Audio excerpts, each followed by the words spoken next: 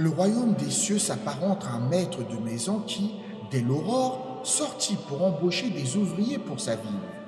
Ayant convenu avec eux d'un denier pour leur journée de labeur, il les envoya dans sa ville. Plus tard, vers la troisième heure, il se rendit à la place publique et aperçut d'autres personnes oisives. Il leur dit, vous aussi, allez travailler dans ma vigne, et je vous donnerai ce qui est juste. Il partit. Il sortit de nouveau, vers la sixième et la neuvième heure, et agit de même. Enfin, près de la 11e heure, il trouva encore des hommes sans occupation et leur demanda « Pourquoi restez-vous ici toute la journée sans rien faire ?» Ils répondirent « Parce que personne ne nous a engagés. » Il leur dit alors « Allez, vous aussi dans ma vigne. » Lorsque le soir arriva, le maître de la vigne dit à son intendant « Appelle les ouvriers et remets-leur leur salaire, en commençant par les derniers pour aller jusqu'aux premiers. » Ceux qui n'avaient travaillé qu'une heure vinrent et reçurent chacun un denier. Les premiers, croyant recevoir davantage, furent surpris de recevoir également un denier.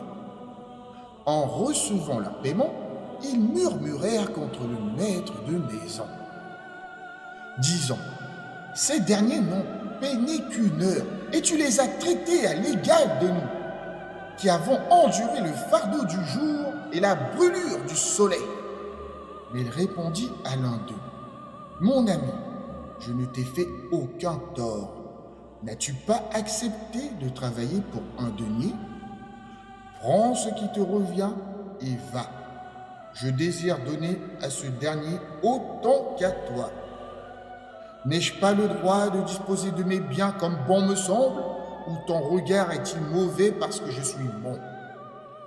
Ainsi, les derniers seront les premiers, et les premiers seront les derniers. » Alors que Jésus montait à Jérusalem, il prit à part les 12 disciples et leur dit en chemin, « Voyez, nous montons à Jérusalem, et le Fils de l'homme sera livré aux grands prêtres et aux scribes.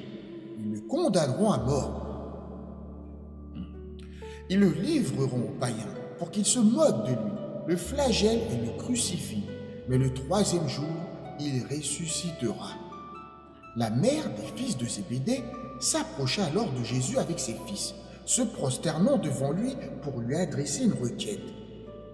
Jésus lui demanda « Que veux-tu » Elle répondit « Ordonne que mes 2 fils ici présents siègent dans ton royaume, l'un à ta droite et l'autre à ta gauche. » Jésus répondit « Vous ne savez pas ce que vous demandez.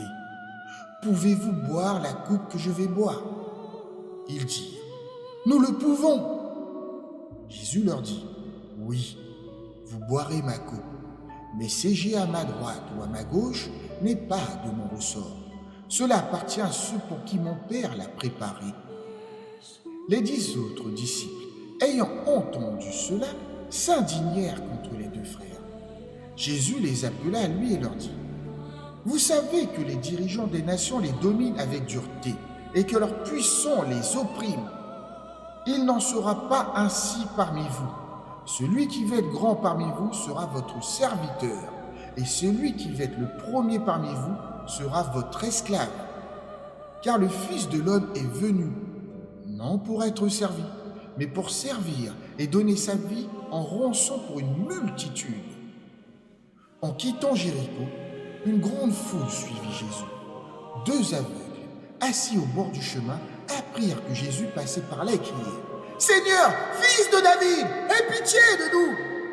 La foule, voulant les faire taire, les réprimanda, mais ils crièrent encore plus fort « Seigneur, fils de David, aie pitié de nous !» Jésus s'arrêta, les appela et leur demanda « Que voulez-vous que je fasse pour vous ?» Ils répondirent « Seigneur, ouvre nos yeux !» Rempli de compassion, Jésus toucha leurs yeux, et aussitôt ils retrouvèrent la vue, puis ils le suivirent.